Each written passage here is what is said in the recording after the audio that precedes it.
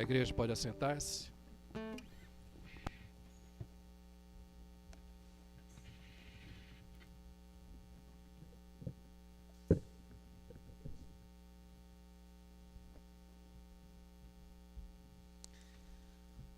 Pai amado, obrigado pela tua palavra, obrigado por podermos estarmos reunidos diante do Senhor para juntos ouvirmos a tua voz, refletirmos na tua palavra e sermos confrontados pelas verdades eternas.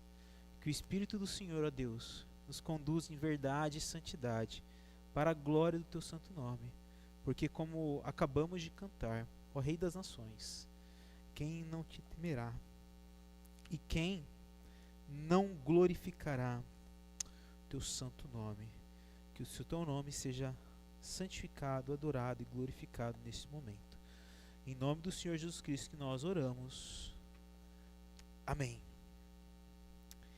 Meus irmãos, uma boa noite.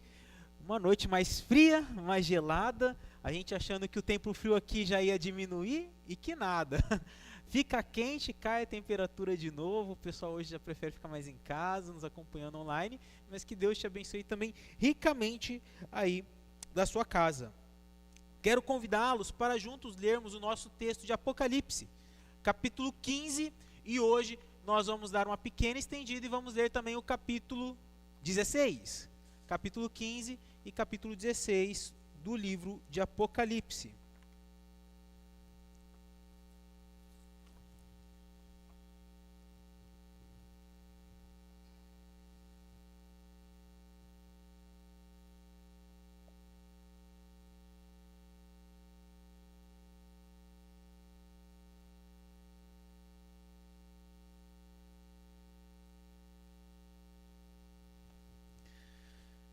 Vi no céu outro sinal grande e maravilhoso. 7 anjos seguravam as últimas 7 pragas que completariam a fúria de Deus. Vi diante de mim algo semelhante a um mar de vidro misturado com fogo.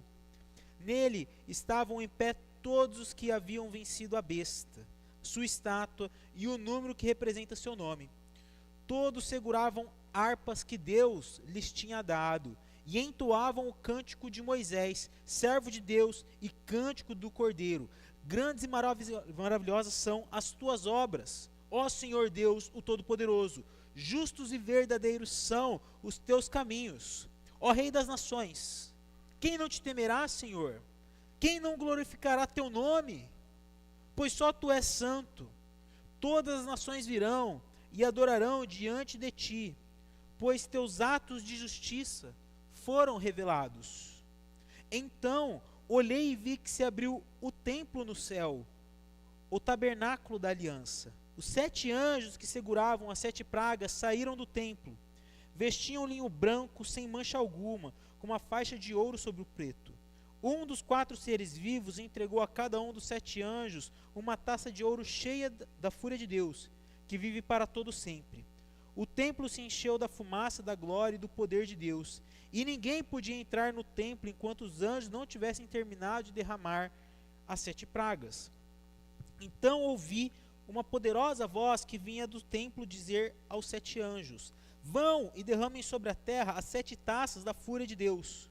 O primeiro anjo saiu do templo e derramou suas taças sobre a terra, e se abriram feridas horríveis e malignas naqueles que tinham a marca da besta e adoravam sua estátua. O segundo anjo derramou sua taça sobre o mar, que se transformou em sangue, como de um cadáver, e morreram todas as criaturas do mar. O terceiro anjo derramou sua taça sobre os rios e as fontes que se transformaram em sangue, e ouviu o anjo que tinha autoridade sobre a água dizer: tu és justo, ó santo, que és e que eras, pois enviaste a estes julgamentos, porque eles derramaram o sangue de teu povo santo e de teus profetas. Tu lhes deste sangue para beber, é sua justa retribuição. E ouvi uma voz que vinha do altar dizer: sim, Senhor Deus, o Todo-Poderoso, teus julgamentos são verdadeiros e justos. O quarto anjo derramou sua taça sobre o sol, que com seu fogo fez queimar as pessoas. Todos foram queimados pelo intenso calor e blasfemaram contra o nome de Deus, que tinha controle sobre essas pragas. E não se arrependeram nem deram glória a Deus. O quinto anjo derramou sua taça sobre o trono da besta, e seu reino foi lançado na escuridão. Angustiados, seus súditos rangiam os dentes, e por causa de suas dores e feridas, blasfemavam contra o Deus do céu, e não se arrependeram de seus atos perversos. O sexto anjo derramou sua taça sobre o grande rio Eufrates, e ele secou, abrindo o caminho para os reis que vêm do Oriente. Então vi saltarem da boca do dragão, da boca da besta e da boca do falso profeta, 3 espíritos impuros semelhantes a sapos. São espíritos demoníacos que realizam sinais e vão aos governantes da terra a fim de reuni-los para a batalha contra o Senhor, no grande dia de Deus, o Todo-Poderoso. Eu virei inesperadamente como ladrão. Feliz é aquele que me espera alerta e mantém puras suas vestes, para que não precise andar nu e envergonhado. E os espíritos reuniram todos os governantes e seus exércitos num lugar que, em hebraico, se chama Armagedon. O sétimo anjo derramou sua taça no ar, e do trono do templo veio um forte grito: está terminado! Então houve relâmpagos, estrondos e trovões, e um forte terremoto, o mais violento desde a criação da humanidade. A grande cidade, Babilônia, se dividiu em 3 partes, e as cidades de muitas nações tombaram. Deus se lembrou de todos os pecados da Babilônia e a fez beber do cálice cheio do vinho de sua furiosa ira. Todas as ilhas desapareceram e todos os montes foram arrasados. Houve uma forte tempestade de granizo com pedras que pesavam até 35 quilos, caindo do céu sobre as pessoas, e elas blasfemaram contra Deus por causa da terrível praga de granizo. Aqui em Apocalipse, nós temos visto que existe uma certa sequências que vão acontecendo dentro do livro. E os 7 cálices, eles se dão dentro da mesma forma. A grande questão é que nós acompanhamos do capítulo 1 até o capítulo 3, tendo Jesus entronizado, glorioso, apresentando-se para nós, e logo em seguida começa as 7 cartas, que Jesus envia às suas igrejas, a totalidade das igrejas. No capítulo 4, nos é colocado que João, ele é levado aos céus, e então ele passa a ver o que está acontecendo no céu nesse exato momento, e é um culto a Jesus Cristo, o cordeiro que havia sido imolado, mas estava vivo. E o capítulo 5, Jesus então ele assume o trono do governo do universo, e ele passa a abrir o livro dos 7 selos. E aí quando chega no 5º e no 6º selo, nós nos deparamos com um cenário que é: opa, o povo de Deus está começando a ser perseguido a partir desses selos. E o 7º selo, quando se abre, você tem o julgamento de Deus frente às pessoas que não seguem a Deus, e a restauração da história. E aí a gente vai para o 7 trombetas, capítulo 8 até o capítulo 10 de Apocalipse. As 7 trombetas, elas fazem a mesma coisa. Uma quarta trombeta são juízos sobre a terra, e da 5ª e da 6ª são juízos sobre os ímpios, aqueles que não seguem a Deus, mas quando Deus pune eles, eles se voltam contra o povo de Deus. E aí a 7ª trombeta é o julgamento de Deus sobre essas pessoas e a restauração de toda a criação. Mas o capítulo 12, 13 e 14, eles querem nos responder a seguinte pergunta: por que diachos o povo de Deus é perseguido por essas pessoas, mesmo o povo de Deus vivendo de forma fiel ao Senhor, ou seja, abençoando essas pessoas, não fazendo nada de mal? Por que que essas pessoas relatadas no 5º e 6º selo, na 5ª e na 6ª trombeta, eles passam a perseguir o povo de Deus? Capítulo 12, 13 e 14 vai nos explicar que existe uma batalha espiritual entre Satanás e o povo de Deus. E aí nós vimos que então tem um dragão, 2 bestas, o anticristo e o falso profeta, que eles ativamente moldam a estrutura do mundo para ir contra Deus e os seus filhos. E aí, qual que é a resposta do povo de Deus dentro disso? Capítulo 14, que nós vimos semana passada. Culto. Nós lutamos contra a estrutura de Satanás, nós lutamos contra a estrutura do anticristo e do falso profeta, na medida que nós prestamos culto a Deus.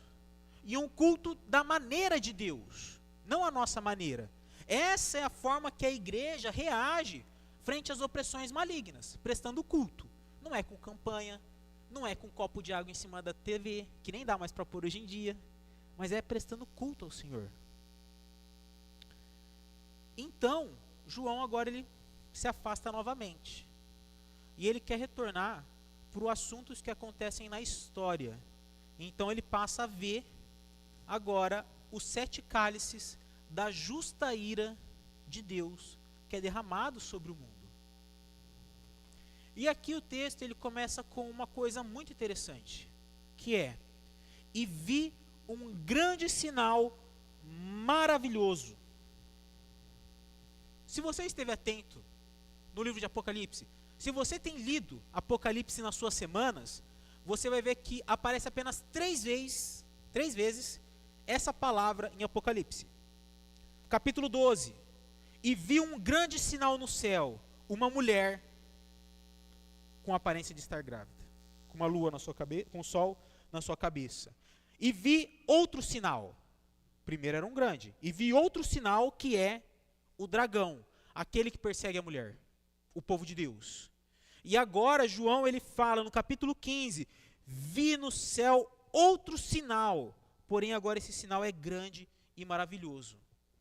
E esse sinal grande e maravilhoso é o que dá a resposta do capítulo 15 e do capítulo 16, que é a oração do povo de Deus, que clama por justiça, que clama por uma reivindicação de Deus frente à sua fidelidade, agora é escutado pelo Senhor.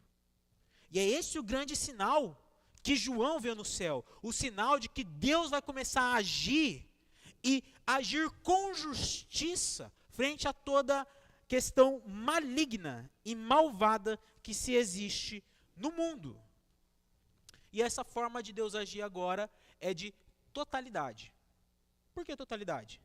Se você depois na sua casa ler os selos e as trombetas, você vai ver que os selos eles falam que quando eles são abertos, eles atingem 1/4 da terra. Então ele vai falar que atinge 1/4. Quando você vai para trombetas, ele atinge 2/4 de toda a terra. E quando você vai para os cálices, ele atinge toda a terra. E aí uma pergunta e um detalhe muito curioso. Parece que falta o 3/4 que está sendo derramado sobre a terra. E lá entre o capítulo 10, nos é dito que João escuta trovões falando, e Deus fala: silencia aquilo que os trovões falaram, porque isso eu não quero compartilhar com o povo. O 3/4 ato de justiça de Deus, de derramamento de Deus sobre a história, muito provavelmente é esses trovões que foram silenciados, e João agora ele compartilha conosco os cálices da santa ira de Deus ao mundo, para completar a justiça do Senhor daquilo que o povo dele clama. E esses atos de justiça, observem, meus irmãos, é um ato grande e maravilhoso. Porque muitas vezes nós falamos como Deus ele pode agir com justiça dessa forma, punindo o mundo dessa maneira. Mas ao mesmo tempo nós clamamos: Deus, até quando? Por que as coisas acontecem de mal? Por que eu perco alguém? Por que alguém vem a falecer? Por que existe criminalidade? Por que existe roubo? Por que existe miséria? Nós não oramos assim a Deus pedindo para que Ele livre tudo isso? A resposta do Senhor é aqui.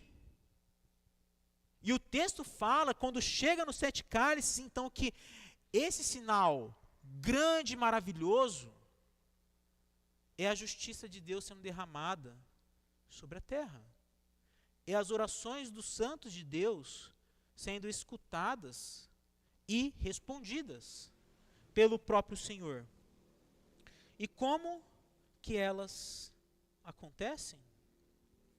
Basicamente em 3 movimentos dentro do texto. O primeiro, uma adoração por justiça de Deus, adoração do povo de Deus frente à justiça que ele coloca como retribuição ao mundo.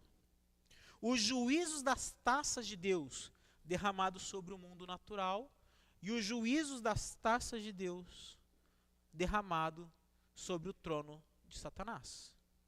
É essa estrutura que esses 2 capítulos acompanham, e eu quero caminhar com vocês refletindo sobre isso e entendendo como isso impacta na maneira como nós vemos o mundo.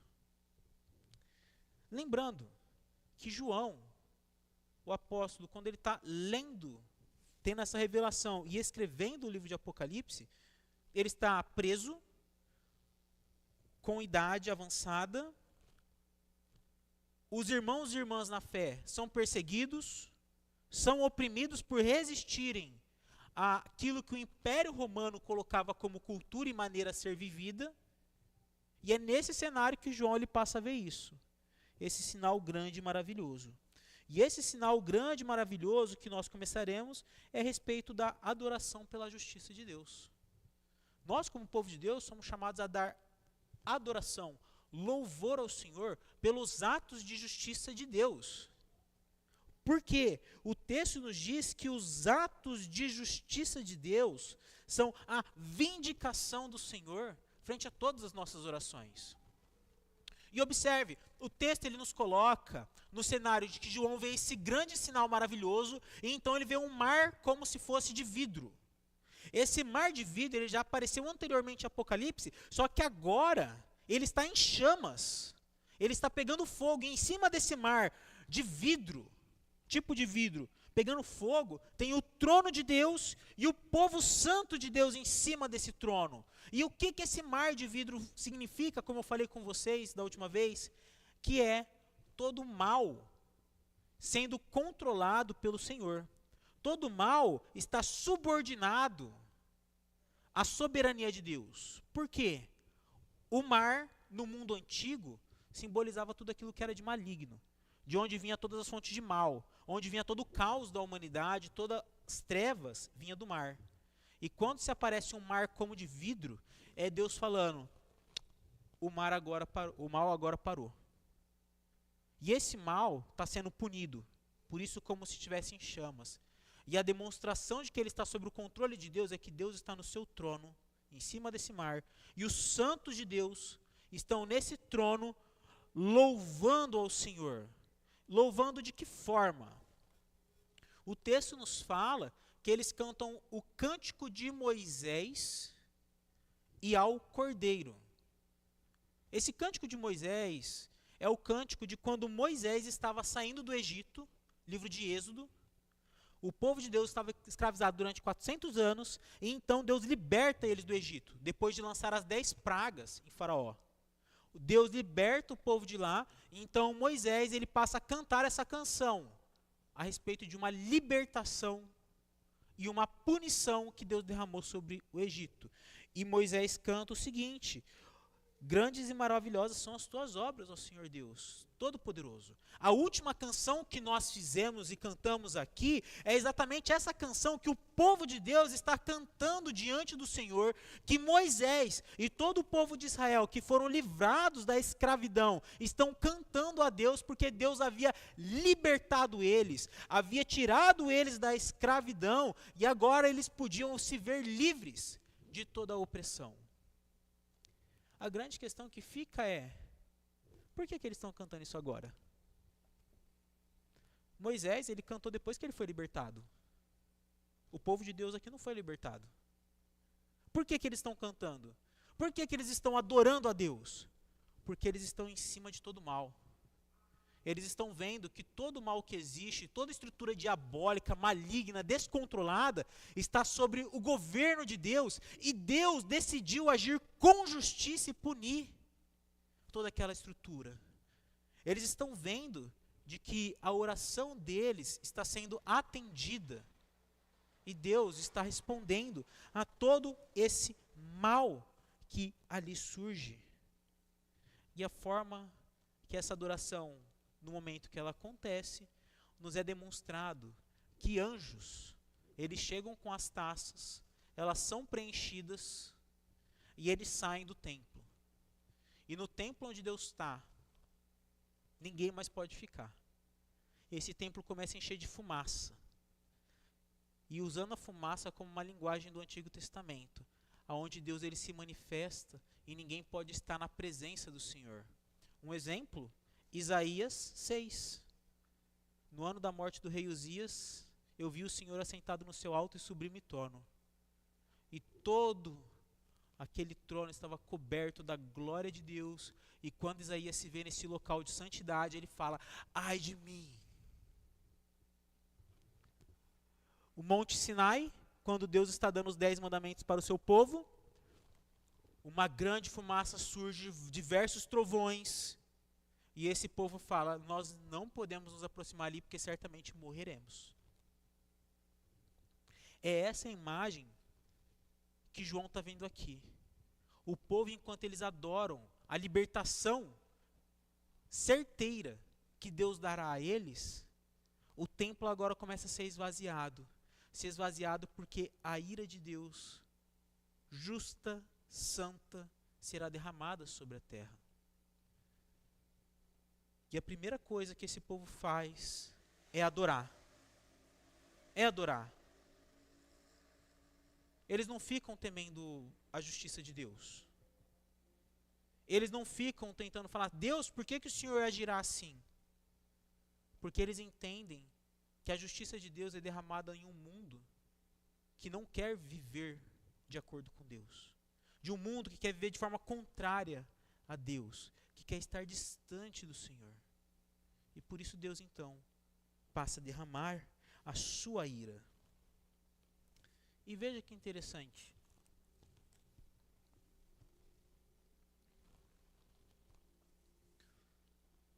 Se nós orarmos o Pai Nosso, quais que são as falas iniciais? Pai nosso que estás no céu, santificado seja o teu nome. Venha a nós o seu reino, seja feita a sua vontade. Santificado seja o teu nome. Um Deus que é santo, ele não coabita com o pecado. Venha o teu reino. O reino de Deus não habita onde há maldade e injustiça.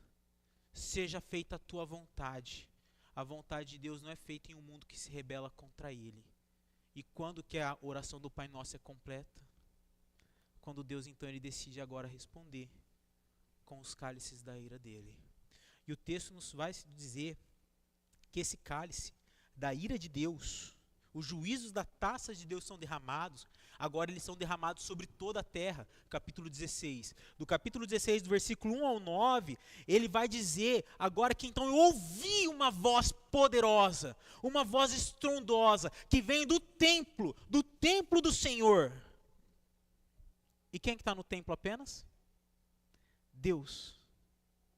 É Deus que está sozinho no templo, manifestando todo o seu juízo, toda a sua glória, toda a sua santidade. Ele diz o seguinte para os seus anjos: vão e derramem sobre a terra 7 taças da fúria de Deus.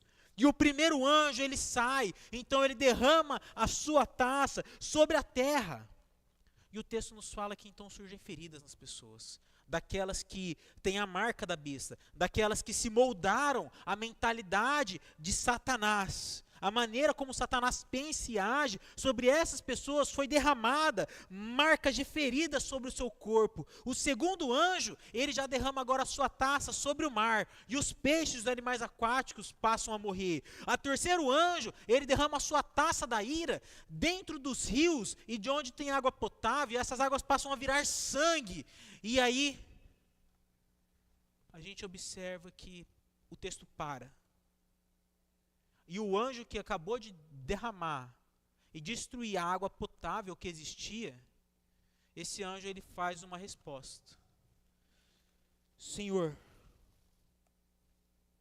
tu és justo, ó santo, que és e que eras, pois enviaste estes julgamentos, porque eles derramaram o sangue de teu povo santo e de teus profetas.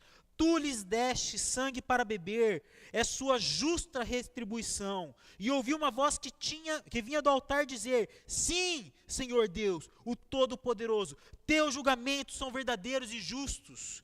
Os anjos, eles param e agora começam a responder do porquê que Deus está agindo de forma tão feroz frente à terra. Por que que Deus está punindo a terra de tal forma? Ele está punindo porque a terra e seus habitantes e a estrutura do anticristo, Satanás e o falso profeta, tirou o sangue do seu povo e o matou.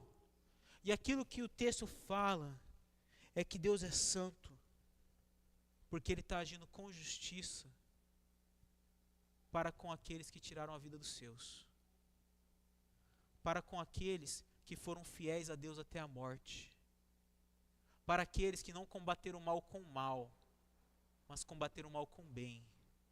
Deus, Ele não se engana, Deus, Ele não se esquece, e Ele retribui aos ímpios, aqueles que abandonaram a Deus, aqueles que se voltaram de forma rebelde ao Senhor. Deus passa então a puni-los. E depois de um anjo, ele fala exatamente o motivo do porquê esses julgamentos tão severos. Surge o quarto anjo, e então ele continua com o seu julgamento, aonde diz que este anjo derramou sua taça sobre o sol, com o fogo fez queimar as pessoas de todas as terras. E aqui a gente tem uma questão muito interessante, que é, especificamente deste último, nós não sabemos se literalmente você vai sair e vai ser morto, começar a ser queimado 100% pelo sol. Mas aquilo que João quer demonstrar é a expressão do que é ser queimado. Essa imagem forte. E muito interessante, de forma muito interessante, hoje enquanto eu estava vindo com a Bia aqui para a igreja, dirigindo aqui na Dom Pedro, um sol queimando meu braço. E eu falei, cara, que sol chato. E eu pegando o sol aqui no braço, não tinha como fazer e fugir. E um sol me queimando. Se é literal ou não, essa questão do última taça sendo derramada sobre o sol e o sol de fato queimando as pessoas, a grande questão é que João ele quer enfatizar para todos nós é que Deus ele derramará juízo sobre o mundo. E esse juízo é o último. Porque observe como começa a adoração dos anjos. Olha aí para a sua Bíblia, no versículo 6, um pouquinho antes. Tu és justo, ó santo, que és e que eras. Não está faltando uma palavra? Ó Senhor, tu és justo, tu que és e que eras. Se você se lembrar de cabeça dos textos bíblicos que falam, principalmente Apocalipse, é que tu és, o que eras e o que há de vir. E por que ele omite o de vir? Porque esses juízos já são a vinda de Deus. Os cálices, eles já são a última resposta que Deus tinha dado para o mundo, e agora de fato Ele está derramando a sua justa ira sobre toda a criação. E a resposta sobre aqueles que seguiram as bestas e o dragão, eles sofrerão feridas muito parecidas com úlceras. Se você tem dúvida, leia o livro de Jó no capítulo 1. Segundo, Deus ele derramará o cálice sobre o mar e os peixes do mar vão morrer. O que basicamente ele está falando aqui é que a economia será quebrada. Porque no mundo antigo, no período de João, toda a economia do mundo funcionava por meio da água, do mar. E ele está falando que a economia será quebrada. O terceiro cálice da justiça de Deus será derramado sobre a água potável. Então haverá escassez de água potável para os habitantes da terra. E aqui é onde o anjo entra e fala do porquê que Deus age com tão severidade. Porque esse mundo que perseguiu e matou os santos de Deus, agora eles estão sofrendo da mesma forma. E o quarto anjo, ele fala a respeito do sol, que aquece. Nós muito possivelmente podemos entender como se fosse um aquecimento global, da qual cada vez mais vai ficando difícil. E esse sol passa a nos queimar, nos fazer mal, passa a trazer consequências para nós por estarmos expostos a ele o tempo inteiro e conduzir-nos à morte. Essas 4 cálices são o agir de Deus ao mundo que o rejeitou, em resposta à perseguição que fazem aos santos de Deus. E o texto continua, que depois de Deus ter derramado essas 4 cálices da ira dele sobre o mundo natural, então agora ele passa a se retornar e derramar sobre o trono da besta. E o cálice 5 e o cálice 6, do derramamento dessa ira, ele fala que o primeiro, imitando a 9ª praga que Deus derramou sobre o Egito, o 5º anjo derramou sua taça sobre o trono da besta e seu reino foi lançado na escuridão. Angustiados, seus súditos rangiam os dentes e por causa de suas dores e feridas, blasfemavam contra o Deus do céu e não se arrependeram de seus atos perversos. O 6º anjo derramou sua taça sobre o grande rio Eufrates e ele secou, abrindo o caminho para os reis que vêm do Oriente. Então vi saltarem da boca do dragão, da boca da besta e da boca do falso profeta 3 espíritos impuros, semelhantes a sapos. São espíritos demoníacos que realizam sinais e vão aos governantes da terra a fim de reuni-los para a batalha contra o Senhor, no grande dia de Deus, o Todo-Poderoso. E aí lá no versículo 16, bem no final, ele fala que eles se preparam para a batalha que acontecerá no Armagedon.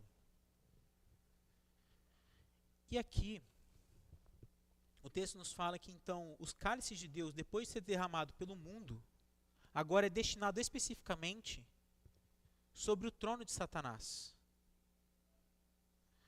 E aqui é a primeira vez na Bíblia, você tem nas cartas, onde menciona que havia um trono a Satanás, mas especificamente um trono diabólico ao diabo é colocado aqui, falando que ele tem um trono de onde ele governa no mundo. Ele tem um trono de onde ele exerce o seu poder e a sua autoridade sobre o mundo. E Deus derrama o 5º cálice sobre esse trono, sobre esse local de onde ele governa. E então haverá trevas e as pessoas serão atingidas por uma profunda angústia e por uma profunda dor que vem desse ato. E então Deus ele faz o seguinte: o 5º ato que ele derrama sobre eles, eles passam a sofrer e eles blasfemam contra Deus. O que Deus faz? No 6º ato, Deus derrama sobre o rio Eufrates e seca. Basicamente o que Deus está falando é: podem vir guerrear contra mim agora. Podem vir para o seu juízo. Podem vir para a sua autodestruição. Muito parecido com o Salmo 23, onde Deus prepara diante de mim uma mesa com os meus inimigos. O que Deus está fazendo na 5º cálice e no 6º cálice é fazer o trono de Satanás, aqueles que o seguem e aqueles que o adoram, ficarem revoltados ainda mais contra Deus, com tudo aquilo que ele está fazendo com eles. E ao invés deles se arrependerem, o texto fala que eles blasfemam contra o Senhor. E com essa blasfêmia, Deus seca o rio Eufrates e falam: podem vir. Aqui Deus está fazendo um paralelo quando o povo estava saindo do Egito. Porque quando o povo estava saindo do rio Egito, Deus ele abre o Mar Vermelho para que o povo saia rumo à libertação. Então ele fecha e os egípcios morrem. Aqui, Deus ele está falando: vocês querem me perseguir? Querem guerrear contra mim? Deus abre o rio Eufrates e permita que eles vão até a direção da batalha no local do Armagedon. E se nós não estivermos uma forma muito clara o que significa essa questão do Armagedon, a gente cria 1001 teorias. Armagedon, e se for ver, aqui o texto vai falar que é uma palavra em hebraico para nós procurarmos entendê-la. A palavra em hebraico que ele está mencionando é o lugar Megido. Era uma região onde acontecia algumas guerras, a região do Megido. No hebraico fica Armagedon. E esse local do Megido acontece algumas guerras. Por exemplo, se você for para o livro de Juízes, você tem a batalha de Débora e Baraque contra os cananeus. Se você for para o livro de Juízes também, você tem Gideão contra os medianitas. Samuel, você tem Saul contra os filisteus. Segunda Reis, você tem onde o rei Josias morre na batalha. E aquilo que João está querendo dizer é que Deus está abrindo um caminho para que os seus inimigos se juntem, influenciados por Satanás, e venham contra ele. E essa batalha acontecerá no Megido. E o que aconteceu no Megido?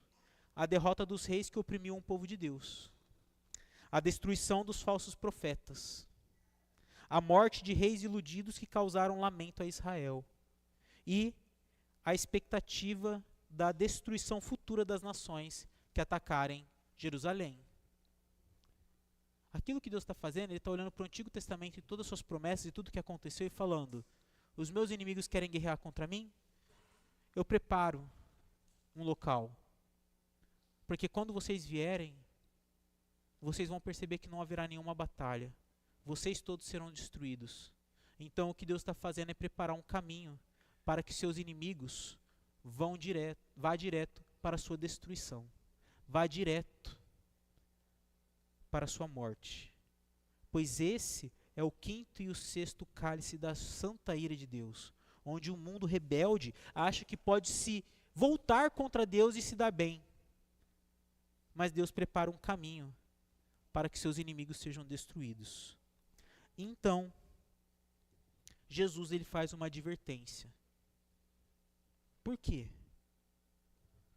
Observe, o quinto cálice, ele coloca o mundo todo em trevas, ou em outras palavras, ele faz essa estrutura de mundo, essa política de mundo, esses governos do mundo ruir. E eles revoltados contra Deus, os governantes vão se juntar e ir contra o povo de Deus. Todo aquele que for apaixonado por esse mundo, que for apaixonado por essa estrutura de vida, pelos governos dessa terra, muito provavelmente vão pensar em se juntar a esses e querer guerrear contra o povo de Deus. Por quê? Porque eles vão estar falando: esse rei, ele está destruindo a nossa economia, ele está destruindo a nossa água, ele está destruindo a nossa vida.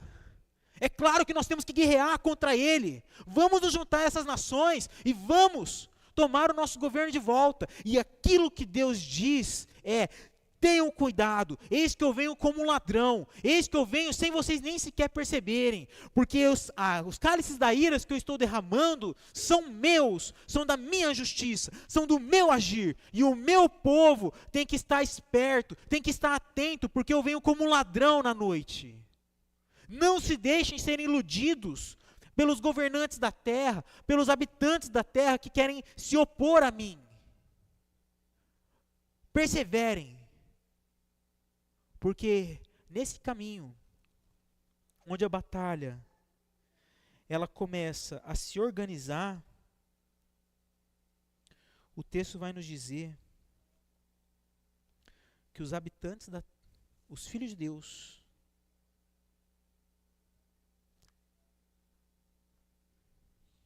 eles deverão perseverar, eles deverão se manter firmes e não se deixar contaminar com o presente mundo.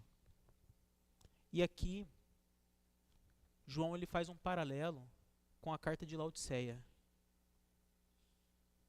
Se você olhar a última carta das 7 cartas ao Apocalipse, a carta de Laodiceia era rica, próspera, tinha a melhor medicina, mas o que Jesus fala para eles? Vocês são pobres, cegos e nus. E o que Jesus fala advertindo aqui? Eu virei inesperadamente como um ladrão. Feliz é aquele que me espera alerta e mantém puras suas vestes, para que não precise andar nu e envergonhado. A advertência de Jesus é para que nenhum de nós venhamos a ser iludidos pela nossa cultura, pelo nosso mundo, pela estrutura do anticristo e de Satanás de vida. Então, o texto fala que Deus ele derrama o seu último cálice. E esse cálice que Deus derrama, agora é derramado sobre toda a terra e sobre o ar. A esses povos que vieram batalhar contra Deus, agora eles são derrotados por Deus. Deus derrama o seu último cálice, então começa a surgir trovões. A fumaça do templo agora desce. A ira de Deus é completada. e a justiça dele é derramada sobre todo mundo, para que todos compreendam que o agir de Deus está acontecendo. Os filhos de Deus podem orar ao Senhor por justiça, porque Deus está ouvindo. E quando Deus derrama os seus cálices, Ele derrama já como um sinal de que Ele está voltando, de que nós não devemos nos apaixonar por essa cultura. E a prova disso é, leiam comigo o versículo 17. Depois que as pessoas se reúnem para guerrear contra Deus, a Bíblia fala que o sétimo anjo derramou sua taça no ar, e do trono do templo veio um forte grito: está terminado. Está terminado. O que está terminado? Aquilo que Deus havia prometido no jardim do Éden, quando a serpente, enganando Adão e Eva, faz com que a raça humana se desvie e abandone a Deus. Está completado, está terminado aquilo que o Senhor Jesus Cristo havia gritado na cruz que estava consumado. Está terminado é que o reino deste mundo, a estrutura desse mundo caiu. Em Cristo Jesus ela já caiu. E os cálices da ira de Deus, o último quando é derramado, Deus está falando, está terminado. Toda força maligna, todo agir de Satanás, toda estrutura do mal, toda angústia, todo sofrimento, toda doença, toda maldade que Satanás fez adentrar no mundo e que os seres humanos, seguindo a Satanás, propagaram, está terminado. Porque o reino de Deus chegou. Está terminado porque o cálice da ira de Deus destronou o trono que havia nesse mundo. O trono do maligno. Está terminado definitivamente aquilo que Jesus fez na cruz. Porque a Bíblia fala que Jesus, no Evangelho de João, quando ele estava crucificado, ele grita ao Pai: está consumado. E naquele momento estava consumado é que ele abriu um caminho para que as pessoas pudessem retornar para Deus. Que ele abriu um caminho de volta para o Senhor. Está consumado porque eu comprei para ti, ó Pai, pessoas de toda tribo, língua, povos e nações. Era isso que clama naquela cruz, estava consumado. Está consumado que naquela cruz, Cristo ele colocou um fim definitivo nas ações de Satanás. E quando Deus o Pai, ele grita falando, está terminado, é que agora essa estrutura de mundo já não existe mais. A obra do Filho que havia sido consumada, agora completada e terminada no último cálice da ira de Deus. E tudo isso só é possível porque as Escrituras nos falam que quando Cristo ele estava para ser traído, ele tomou do pão e ele disse aos discípulos dele: este é o meu pão, este é o meu corpo. É o corpo que representa a minha pessoa. É o pão que representa a minha vida. E lá na cruz, ele será rasgado por amor a vocês. Lá na cruz, ele será rasgado para que vocês possam ter um caminho de volta a Deus. E Jesus prossegue dizendo para o Senhor, para os discípulos: este é o meu sangue, o sangue da nova aliança, que naquela cruz ele é derramado sobre vocês, a fim de selá-los para Deus. Na Santa Ceia, Jesus abre um caminho de volta para o Senhor, e todos aqueles que depositam a fé em Cristo são selados por Deus, selados e conduzidos a perseverarem nessa batalha espiritual da qual nós vivemos, até o dia em que chegará o último cálice da ira justa do nosso Deus, e tudo estará terminado. A nossa esperança de nos reencontrarmos com Deus está consumada com Cristo. E a nossa esperança de termos um mundo restaurado, livre dos poderes do mal e de qualquer artimanha de Satanás, estará terminada com o último cálice da ira do nosso Senhor. E isso não deve ser um peso para nós, mas deve ser como nós cantamos, um ato de alegria ao nosso Senhor, porque grandes são as tuas obras, ó Deus Todo-Poderoso. Porque o mundo que nós tanto ansiamos, nós tanto desejamos, nós tanto corremos atrás e vislumbramos por meio de Cristo, somente Deus pode trazer. E aquilo que as Escrituras falam é que sempre quando nós participamos da mesa do Senhor, nós anunciamos a morte e a ressurreição dele até que ele venha. Nós anunciamos que Cristo consumou a sua obra e o Pai está para terminá-la. Cristo nos salvou para si e Deus está fazendo nova todas as coisas. E todos nós, que somos discípulos e discípulas do Senhor Jesus Cristo, somos chamados a participarmos da mesa do Senhor. E hoje eu quero convidá-los a participarem da mesa do Cordeiro. Essa mesa que abriu um caminho de volta para Deus. E essa mesa que anuncia que em breve tudo será restaurado. Eu gostaria de convidar o Jonatas, o Alexandre e o Edson para estarem me ajudando a participar assim com vocês. E eu peço que na medida em que vocês verem ele se aproximando, fiquem em pé, por favor, para melhor identificação.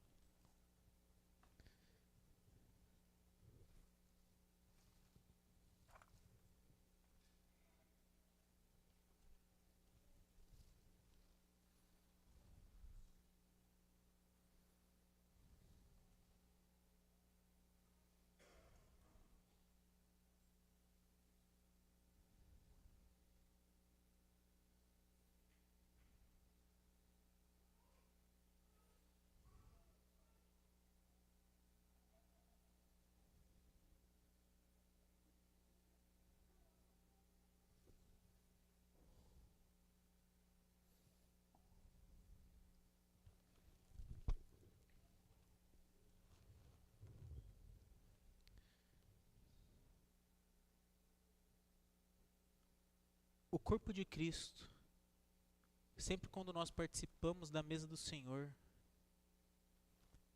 é um momento onde nós anunciamos a morte e ressurreição de Cristo.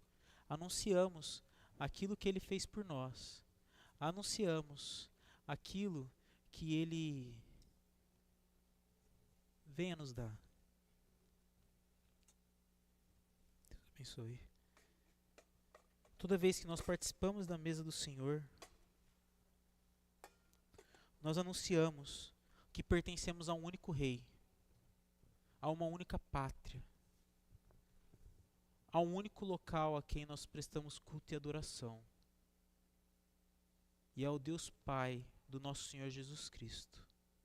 E nós participamos da ceia, celebrando que Ele nos abriu um caminho, e esperando aonde Deus falará, está terminado, e este mundo será restaurado. Ao comermos desse pão, que a gente anuncie a morte do nosso Senhor.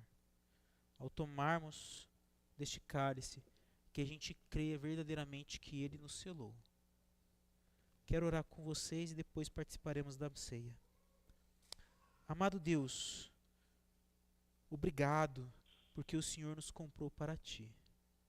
E obrigado porque nessa mesa o Senhor nos nutre de forma muito especial.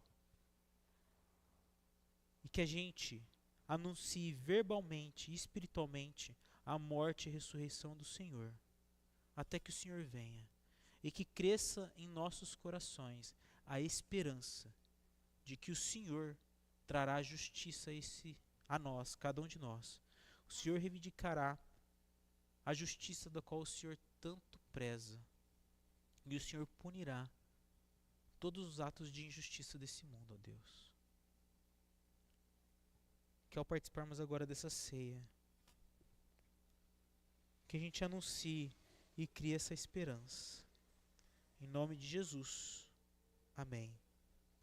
As Escrituras falam que na noite que o nosso Senhor Jesus Cristo foi traído, Ele tomou do pão e disse: comam, este é o meu corpo, que é dado por cada um de vocês.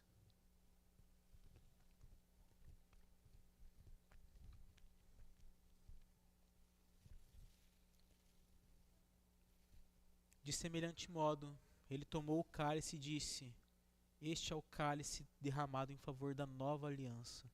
Bebam deles todos.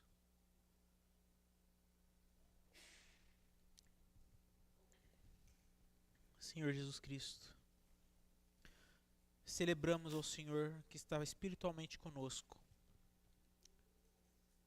na certeza de que somos seus e de que o Senhor cuidará de nós.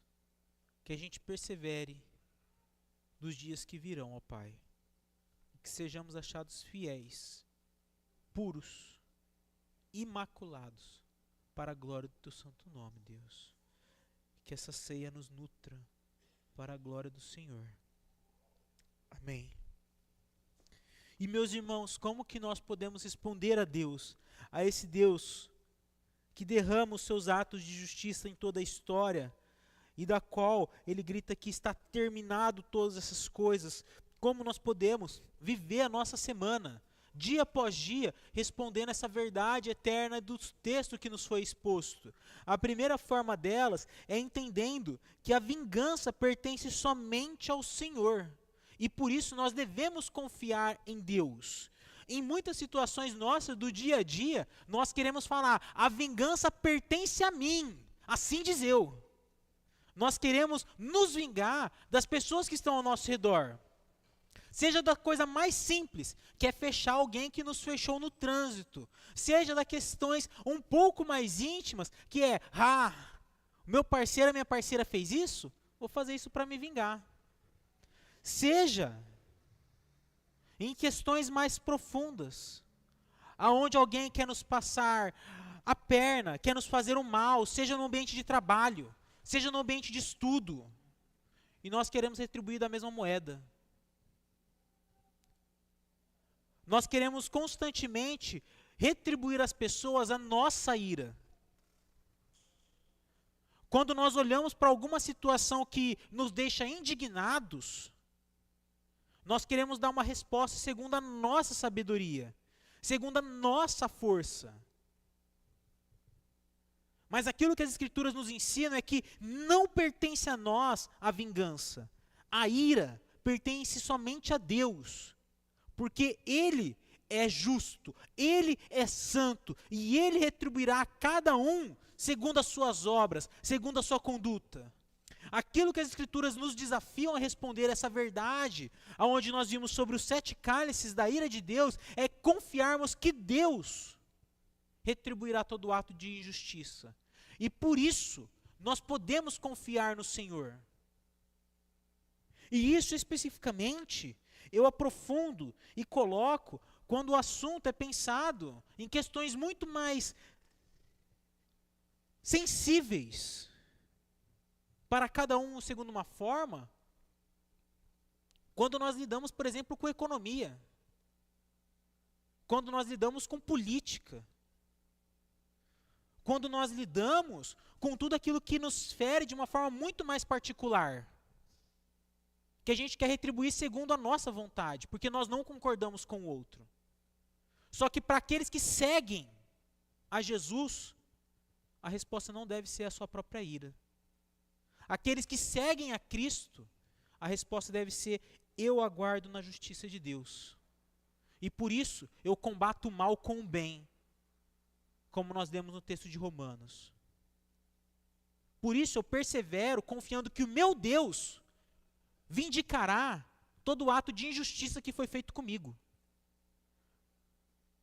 Eu descanso no meu Deus, que Ele não dorme, que Ele não perde nenhum segundo sequer daquilo que está acontecendo. E por um Deus que não dorme, em nenhum instante Ele vê tudo o que acontece, eu sou chamado a colocar diante de Deus a justiça, e não a mim próprio.